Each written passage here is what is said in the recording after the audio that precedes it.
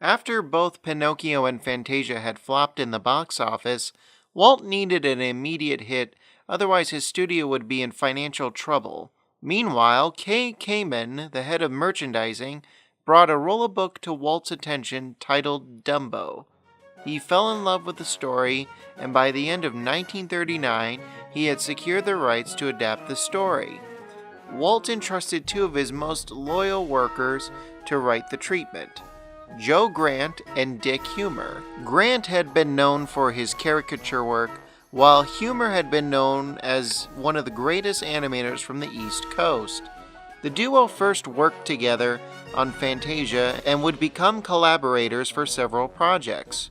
For Dumbo, rather than present the script from start to finish, they instead read the story to Walt chapter by chapter across 6 months, with each chapter ending with a cliffhanger.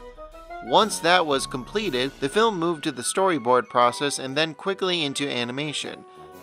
Going in, the film was not given a big budget, and the crew had to cut corners while still maintaining the quality Walt had previously established.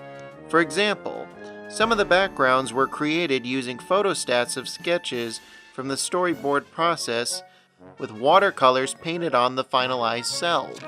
Despite the budget cuts, it was important for Walt that the emotional story connected with the audience. He entrusted Bill Teitla in animating the titular character.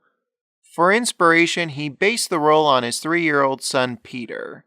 Originally, Dumbo was going to be voiced by Pinocchio actor Dickie Jones, but instead made the character a mute to showcase his childlike innocence.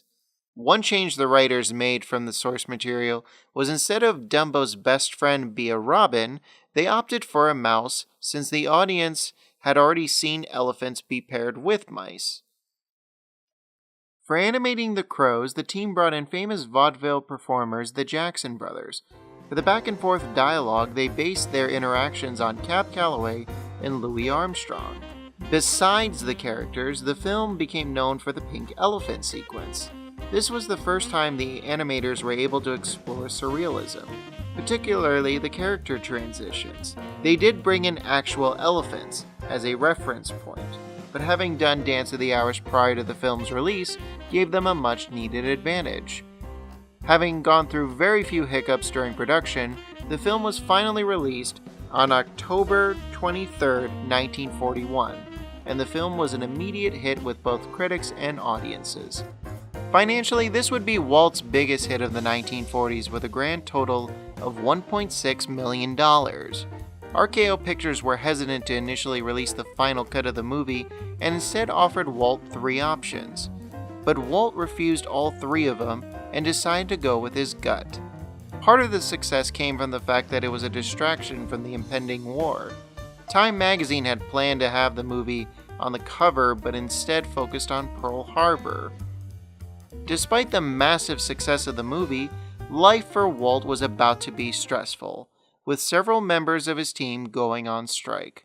This would be the last animated film Walt actively worked on, and instead took a back seat moving forward.